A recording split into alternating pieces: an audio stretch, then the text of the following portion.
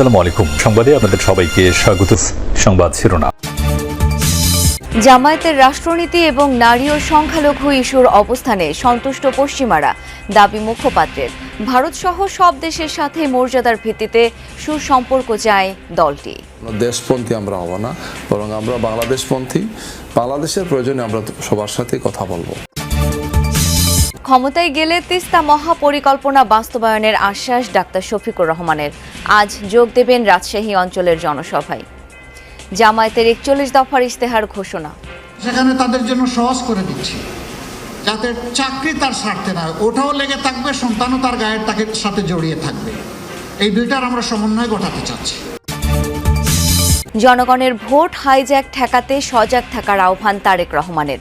বরিশাল থেকে ফরিদপুরে গিয়ে বললেন, দল জয়ী হলে আসবে জবাবদিহিমূলক সরকার। বিভাগ গঠন করলে যদি মানুষের সমস্যার সমাধান হয়, তাহলে ইনশাআল্লাহ জনগণের সেই দাবি বিএনপি পূরণ করবে, এলাকার জন্য কাজ করবে এবং এদের পিছে আমি দাঁড়িয়ে থাকবো যে কি হলো, কাজ করো না কেন। নাগরিক সুবিধায় পিছিয়ে থাকা ঢাকার নতুন 36 ওয়ার্ডে নির্বাচনী হাওয়া। প্রার্থীদের অঙ্গীকারে পুরোপুরি আস্থা না রাখলেও পরিবর্তনের আশায় ভোট দেবেন বাসিন্দারা।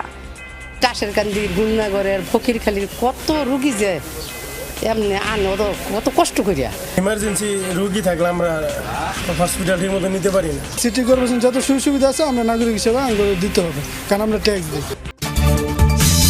ডাক্তার শফিকের অ্যাকাউন্ট হ্যাকের ঘটনায় আটক ব্যক্তির সংশ্লিষ্টতা পেয়েছে ডিবি। জামায়াত নেতার নির্দেশে লক্ষ্মীপুরে ভুয়া সিল তৈরি, আদালতকে জানালেন আটক ব্যবসায়ী। অন্তর্বর্তী সরকারের আমলে রাজনৈতিক বিবেচনায় হাজারো গ্রেপ্তার, হচ্ছে না জামিন। প্রতিবেদন হিউম্যান রাইটস ওয়াচের। মানবাধিকার সংস্কার বাস্তবায়নে হিমশিম অবস্থা। রাষ্ট্র পরিচালনার নীতি কৌশল সহ নারী ও সংখ্যালঘু ইস্যুতে জামায়াতের অবস্থান জানতে চান পশ্চিমা কূটনীতিকরা।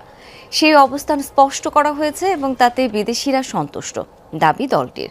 মুখপাত্র এহসানুল মাহবুব জুবায়ের বলছেন, ভারতসহ সব দেশের সাথেই আত্মসম্মান এবং মর্যাদার ভিত্তিতে ভালো সম্পর্ক চায় জামায়াত। বলেছেন, দিল্লি প্রতিবেশী সবার আগে, নীতি বাস্তবায়ন করলে দ্বিপাক্ষিক সব সমস্যার সমাধান সম্ভব। দলটির ভাষ্য, যুক্তরাষ্ট্র, ভারত, চীন বিশেষ কোনো দেশপন্থী রাজনীতি করবে না জামায়াত। দাবি, পাকিস্তানের সাথেও আলাদা কোনো সম্পর্ক নেই দলটির। বাকিটা মাহফুজ মিশুর রিপোর্টে। জমজমাট নির্বাচনী প্রচারে জামায়াতে ইসলামী নিজেদের ইসলামী দল বললেও রাষ্ট্র পরিচালনায় গণতান্ত্রিক প্রক্রিয়া অনুসরণের কথা বলছে তারা। 12 তারিখের পরে 13 তারিখ নতুন বাংলাদেশের উদয় হবে ইনশাআল্লাহ। আওয়ামী লীগের পতনের পর থেকেই বিদেশিদের সাথে জামায়াতের বৈঠক আলোচনা খুবই দৃশ্যমান। এসব বৈঠকে তাদের নীতি কৌশল, বিশেষ করে নারী ও সংখ্যালঘু ইস্যুতে দলটির অবস্থান পশ্চিমারা জানতে চেয়েছে, সেটি স্পষ্ট করলেন এই নেতা। জামাতের পলিসি, ওমেন্স পলিসিটা কী হবে, মাইনরিটি পলিসিটা কী হবে, ফরেন পলিসিটা কী হবে, বাংলাদেশ জামাতে ইসলামী বাংলাদেশের দায়িত্ব পেলে আমাদের সরকার ব্যবস্থাটা কী ধরনের হবে, এগুলো তারা আমাদের জানতে চেয়েছেন এবং এগুলো নিয়ে তাদের সাথে আমাদের অনেক দফা আলোচনা হয়েছে। তাদের আলোচনা, তাদের সে বিষয়গুলো ক্লিয়ার হয়েছে। সরকার গঠনের সুযোগ পেলে শরিয়া বা ইসলামী আইন দলটি বাস্তবায়ন করবে কিনা তাও বুঝতে চেয়েছেন বিদেশিরা। দলের লিডারশিপ, দলের বিভিন্ন কলা কৌশল, আমাদের পলিসি, ফিলোসফি, স্ট্র্যাটেজি, টেকনিক, এগুলো তারা জানতে চেয়েছেন। যে এই একটা দেশে মুসলমান আছেন, হিন্দু আছেন, বৌদ্ধ আছেন, খ্রিস্টান আছেন, ভিন্ন মত আছেন, পাহাড়িরা আছেন, সমতলের আছেন, সব ধরনের মানুষ আছে। রাষ্ট্র পরিচালনার জন্য তো তার একটা কনস্টিটিউশন আছে। এই কনস্টিটিউশন অনুযায়ী দেশ চলবে, এটাই তো চলে আসছে, আমাদের এটা চলতে থাকবে আর কি। এই জন্য এই সমস্ত বিষয়গুলো আমরা সবার কাছে স্পষ্ট করেছি। এমনও বলেছেন যে তোমরা কোন দেশের কোন মডেল ফলো করবা, নাম বলেছেন অমুক দেশ অমুক দেশ। আমরা বলেছি বাংলাদেশ তো বাংলাদেশি মডেল হবে, সেখানে অন্য কোনো মডেল আনার প্রয়োজন হবে না। যুক্তরাষ্ট্রের সাথে জামায়াতের ঘনিষ্ঠতা নিয়ে কথা উঠলেও নেতাদের দাবি, কেবল বাংলাদেশপন্থী রাজনীতি করছেন তারা। কোনো দেশের দিকেই আমরা ঝুঁকে পড়ে আমরা কোনো দেশপন্থী আমরা হব না, বরং আমরা বাংলাদেশপন্থী। বাংলাদেশের প্রয়োজনে আমরা সবার সাথে কথা বলবো। কেউ কেউ প্রথমে নার পক্ষে থাকলেও এখন জনরোষের মুখে গণভোটে হ্যার পক্ষে অবস্থান নিয়েছে। এই মন্তব্য করেছেন জামায়াত আমির ডাক্তার শফিকুর রহমান। তিস্তা মহাপরিকল্পনা বাস্তবায়নের মাধ্যমে দীর্ঘ বঞ্চনার শিকার উত্তরবঙ্গের উন্নয়ন নিশ্চিতের ঘোষণাও দেন তিনি। বুধবার লালমনিরহাট ও নীলফামারী জেলা জামায়াত আয়োজিত 7টি নির্বাচনী আসনের প্রার্থীদের নিয়ে জনসভায় নেতাকর্মীদের ঢল নামে হেলিপ্যাড মাঠে। জনসভায় বিএনপিকে উদ্দেশ্য করে জামায়াত আমির অভিযোগ তোলেন, গণভোটে হ্যার পক্ষে থাকা কেউ কেউ প্রথমে নার পক্ষে অবস্থান নিয়েছিল, কিন্তু জনতার ভয়ে দেরিতে হলেও অবস্থান পাল্টেছে। ঘোষণা দেন, জীবন দিয়ে হলেও মা বোনদের ইজ্জত রক্ষা করা হবে। বলেন, এবার হবে চাঁদাবাজদের লাল কার্ড দেখানোর নির্বাচন।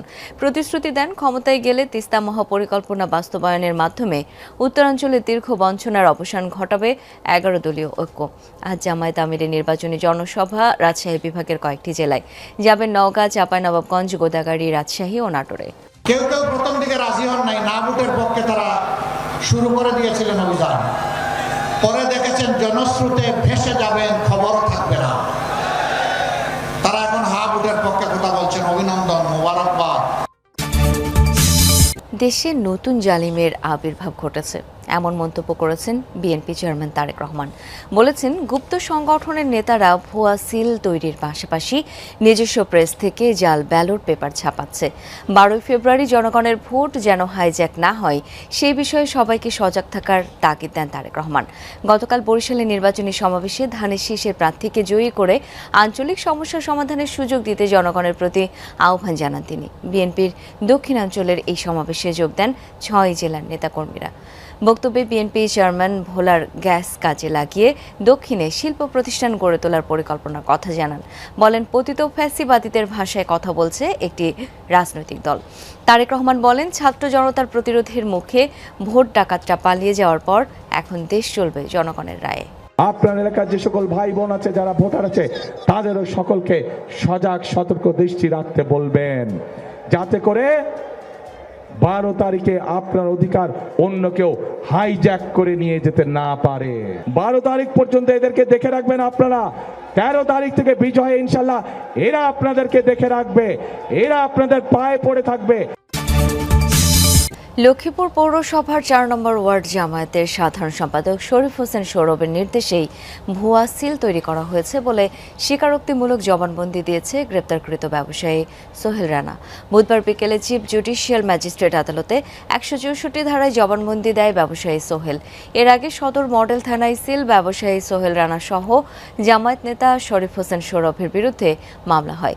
সোহেলকে গ্রেপ্তার দেখানো হলেও সৌরভকে ধরতে অভিযান চালাচ্ছে পুলিশ।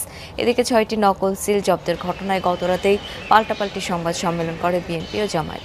লক্ষ্মীপুর 3 আসনের বিএনপি প্রার্থী শহীদুদ্দিন চৌধুরী অ্যানি দাবি করেন, সিল কাণ্ডের সাথে জামায়াতের সংশ্লিষ্টতা রয়েছে। তবে একই আসনে জামায়াত প্রার্থী রেজাউল করিমের দাবি, গ্রেপ্তার হওয়া সোহেলের সাথে জামায়াতের কোনো সম্পর্ক নেই।